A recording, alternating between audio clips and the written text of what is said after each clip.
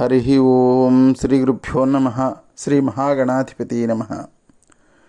అవిద్యానామంతస్థిమిరమిహిరద్వీపనగరీ జడానాం చైతన్యస్తబకమకరందశ్రుతిఝరీ దరిద్రాణాం చింతామణిగుణనికా జన్మజలధౌ నిమగ్నానాం దంష్ట్రామురరిపువరాహస్య భవతి. శుక్లాంబరధరం విష్ణుం శశివర్ణం చతుర్భుజం ప్రసన్నవదనం ధ్యాయేత్ సర్వవిఘ్నోపశాంతయేత్. వందే గురుపదద్వంద్వమవాన్మనసగోచరం రక్తశుక్లప్రభామిశ్రమతర్క్యం త్రైపురం మహః. సానందమానందవనే వసంతం ఆనందకందం హతపాపబృందం వారాణసీనాథమనాథనాథం శ్రీవిశ్వనాథం శరణం ప్రపద్యే. విశ్వేశం మాధవం ఢుంఢిం దండపాణిం చ భైరవం వందే కాశీం గుహాం గంగాం భవానీం మణికర్ణికాం. హర నమః పార్వతీపతయే. హర హర మహాదేవ శంభో శంకర. గజాసురుడు పరమశివుడిని ఒక కోరిక కోరుకుంటూ, ప్రభు, లోకాల్లో నన్ను అందరూ దుర్మార్గుడు దుష్టుడు అంటున్నారు. ఇంతకు ముందే దేవతలు కూడా నీ సమీపానికి వచ్చి నా గురించి చెప్పి ఉన్నారు. దుర్మార్గుడు దుష్టుడు అయినటువంటి ఈ గజాసురుడి యొక్క ఆగడాలు మేము తట్టుకోలేకపోతున్నామని చెప్పారు దేవతలు వచ్చి. అందుకని నన్ను సంహరించమని చెప్పారు వీళ్ళు. అటువంటి నేను నిన్ను కోరుకునేది ఏమిటంటే, మహాదేవ, నా ఈ శరీరానికి ఉన్నటువంటి ఈ తోలును, అది నెత్తురుగారుతూ ఉండగానే, పచ్చి మాంసంతో ఉండగానే దాన్ని ఈనాటి నుండి నువ్వు ధరించాలి అన్నాడు. మహాదేవుడు సైతం ఆశ్చర్యపోయాడు. ఇదేమి కోరికరా నీకు? నువ్వు ఆయన ఆశ్చర్యపోతూ, భలే వింత కోరిక కోరుతున్నావురా, నువ్వే కదరా అసలు అన్నావు, అందరూ నిన్ను లోకంలో దుష్టుడు దుర్మార్గుడు అని పిలుస్తున్నారు అని. దుష్టుడు దుర్మార్గుడు పాపాత్ముడు ఇలాంటి అవలక్షణాలన్నీ ఉన్నటువంటి నీ తోలు నేను కట్టుకున్నానే అనుకో, ఆ అవలక్షణాలన్నీ నాకు సంక్రమిస్తాయి కదరా అన్నాడు. అంటే అప్పుడు వాడన్నాడు, స్వామి, నేను ఒక ప్రశ్న అడుగుతాను, మీరు సమాధానం చెప్పండి. మహాదేవా, మీ నామాన్ని ఒక్కసారి స్మరిస్తే చాలు కదా, మీ నామాన్ని ఒక్కసారి స్మరిస్తే చాలు, సకల పాపాలు పోతాయి కదా. అలాంటిది ఆ నామాన్ని ధరించినటువంటి నిన్ను ప్రత్యక్షంగా దర్శనం చేసిన తర్వాత ఇంకా నా దగ్గర పాపాలు ఉన్నాయంటారా? ఒకవేళ నిన్ను దర్శించిన తర్వాత కూడా ఇంకా నా దగ్గర పాపాలు ఉన్నాయి అని కానీ మీరు భావిస్తే, మహాదేవా, నా తోరును కప్పుకోవద్దు, నా దారిని నేను పోతాను, నాకెందుకయ్యా ఇంక వరం, ఇస్తే ఈ వరాన్ని ఇవ్వు, లేకపోతే లేదు. ఇంత ప్రశ్న వేశాక ఇంకా మహాదేవుడు ఆ కరిచర్మం, గజాసుర చర్మం కట్టుకోకపోతే అప్పుడు వాడు ఏం చేస్తాడు?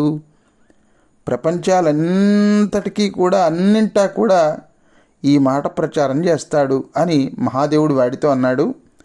తప్పకుండా నీ కోరిక తీరుస్తానురా, నీకు వరం అనుగ్రహిస్తున్నాను అని కత్తిని తీశాడు. వాడి తోలు ఒలిచాడు. నెత్తురు కారుతున్నటువంటి ఆ తోలును ధరించి ఈనాటి నుంచి లోకంలో ఉన్న వాళ్ళందరూ కూడా కృత్తివాస అనేటటువంటి పేరుతో నన్ను పిలుస్తారా. కృత్తి అంటే చర్మము, కృత్తివాసుడు అంటే చర్మాన్ని ధరించినటువంటి వాడు అని అర్థం. అందుకే ఆయనకి కరిచర్మాంబర చంద్రకళాధర సాంబదిగంబర నమో నమో అని మధురాతి మధురమైనటువంటి గీతాన్ని రచించారండి.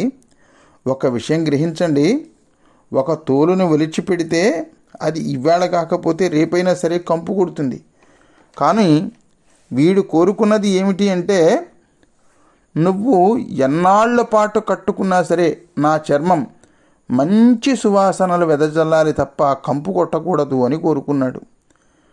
వరాలిచ్చిన తర్వాత ఇంకొక మాట ఇచ్చాడు, ఒరై నీ చర్మాన్ని నేను కట్టుకున్న తర్వాత మిగిలినటువంటి నీ శరీరం కాశీక్షేత్రంలో ఒక లింగ రూపాన్ని ధరిస్తుందిరా. ఆ లింగాన్ని కృత్తివాసేశ్వర లింగము అనేటటువంటి పేరుతో పిలుస్తారు. ఈ కృత్తివాసేశ్వర లింగం కాశీలో ఉన్నటువంటి లింగములన్నింటికీ కూడా ఒకానొక ప్రధానమైనటువంటి లింగముగా, లింగములన్నిటికీ కూడా శిరస్సు వంటిదే వర్ధిల్లుతుందిరా అని వరాల జల్లును కురిపించాడండి మహాదేవుడు. ఎవరికి? తన భక్తాగ్రేసుడికో ఇంకెవరికో కాదు. ఒక రాక్షసుడికి, ఒక గజాసురుడికి, లోకాలన్నింటినీ కూడా గడగడలాడించినటువంటి ఒక రాక్షసుడికి తన సాన్నిధ్యానికి వెళ్ళి తన త్రిశూలంతో చనిపోయి ఆ క్షణంలో తనని మెప్పించినటువంటి రాక్షసుడికి ఇన్ని వరాలిచ్చాడు. ఇస్తూ అన్నాడు, ఈ కృత్తివాసేశ్వర లింగ దర్శనం వల్ల ఒకే ఒక్క జన్మలో, ఆ జన్మలోనే ముక్తి లభించేస్తుంది ఆ దర్శనం చేసుకుంటే. అంతకుముందు జన్మలో చేసినటువంటి పాపాలు కూడా నశింపబడతాయని శృతిఫలం కూడా చెప్పేశాడు మహాదేవుడు. మహాదేవుడే స్వయంగా చెప్పాడు. స్కందుడు అగస్త్యుడికి ఈ కృత్తివాసేశ్వర లింగానికి సంబంధించినటువంటి వృత్తాంతం అంతా చెప్పి ఒక మాట చెప్తాడు. ఎక్కడైతే గజాసురుణ్ణి తన త్రిశూలానికి మహాదేవుడు గుచ్చి ఉంచాడో అక్కడ ఒక కుండం ఏర్పడిందండి. ఒకనాడు చైత్ర పౌర్ణమి రోజున ఈ కృత్తివాసేశ్వరుడి యొక్క యాత్ర జరిగింది. ఆ రోజున పూజారులు శంకరుడి పూజ చేసి నైవేద్యంగా పెట్టినటువంటి అన్నాన్ని రాశిగా పోశారు. ఆ అన్నం తినడానికి ఆకాశంలో ఎగురుతున్నటువంటి కాకులు కావు కావు కావుమంటూ అరుచుకుంటూ ఎగురుతూ వచ్చి రాశిగా పోసి ఉన్నటువంటి ఈ అన్నాన్ని ముక్కుతో పొడుచుకొని తింటూ ఈ కుండంలో పడ్డాయి. కుండంలో అయితే పడ్డాయి, కానీ వాటికి, ఆ కాకులకు ఇంకా ఆయుర్దాయం మిగిలి ఉన్నది. అందువల్ల ఈ కుండంలో పడినటువంటి కాకులు ఆ కుండ ప్రభావం, కుండం అంటే ఏంటి? ఒక బావి, ఒక నుయ్యి. అంటే అప్పట్లో మనం చెప్పుకున్నాం కదా చాలాసార్లు, ఉత్తరవాహిని, ఇంకా అప్పటికి ఉత్తరవాహినిగా గంగానది అక్కడికి రాలేదు. గంగానది ఆవిర్భావం అప్పుడు జరగనటువంటి రోజుల్లో జరిగినటువంటి కథ. అందువల్ల అక్కడ ఎవరైనా సరే ఒక లింగాన్ని ఏర్పాటు చేస్తే వాళ్ళు అక్కడ ఒక తటాకాన్ని తవ్వేవారు, ఒక నుయ్యని తవ్వేవారు, అందులో నీళ్లు తీసి స్నానం చేసేవారు, ఆ నీళ్లతోటే అభిషేకం చేసేవారు. అలా ఏర్పడినటువంటి ఆ కుండంలో పడినటువంటి కాకులు ఆ కుండ ప్రభావం వలన, ఆ తీర్థ ప్రభావం వలన హంసలుగా మారిపోయాయి. నాటి నుంచి కూడా ఆ తీర్థానికి ఒక పేరు వచ్చింది. దాని పేరు హంసతీర్థము అని పిలువబడేది అనమాట. ఆ రోజు నుంచి, నాటి నుంచి కూడా ఆ తీర్థం హంసతీర్థం అయింది. కాశ్యాం సదైవ వస్తవ్యం స్నాతవ్యం హంసతీర్థకే ద్రష్టవ్య కృత్తివాసేశ ప్రాప్తవ్యం పరమం పదం. కాశీలో సదా నివసించాలి, కాశీలో ఉన్నటువంటి హంసతీర్థంలో స్నానం చెయ్యాలి, కృత్తివాసేశ్వరుణ్ణి దర్శించాలి, పరమగతిని పొందాలి. హంసతీర్థంబు దగ్గరయున్నది, హంసతీర్థంబు దగ్గర అన్ని, హంసతీర్థంబు దగ్గర అన్ని దిశలన్ 10,000 మున్నూరు భవ్యచరిత శంభు భవ్యలింగములు సన్మునీంద్ర సంప్రతిష్టాపితములు అభీష్టప్రదములు.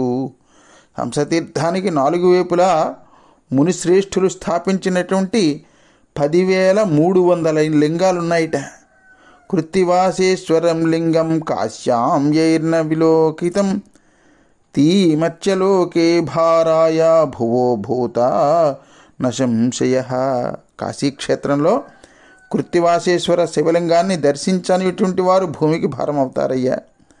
కృత్తివాసేశ్వరుడి యొక్క ఉత్పత్తి కథను విన్నటువంటి వాళ్ళకి ఆ లింగాన్ని దర్శించిన దానికన్నా కూడా అత్యధికమైనటువంటి ఫలితం లభిస్తుంది. అగస్త్య మహర్షి అని కుమారస్వామి లోపాముద్రతో కూడినటువంటి అగస్త్య మహర్షికి కృత్తివాసేశ్వర లింగాన్ని గూర్చినటువంటి ఈ పరమాద్భుతమైనటువంటి కథను వివరించారు అనేటటువంటి ఈ ఘట్టం దగ్గర మనం ఈరోజు కథాభాగాన్ని ముగించుకుందాం. భక్త మహాశైలరా, శ్రీ కాశీ విశ్వనాథ భగవానికి జై. రేపటి కథాభాగం మనం ప్రారంభించుకునేంత వరకు స్వస్తి ప్రజాభ్యః పరిపాలయంతాం న్యాయేన మార్గేణ మహిమహీషాః గో బ్రాహ్మణేభ్య శుభమస్తు నిత్యం. లోకా సమస్తా సుఖినో భవంతు. సర్వే జనా సుఖినో భవంతు. హర నమః పార్వతీపతయే. హర హర మహాదేవ శంభో శంకర.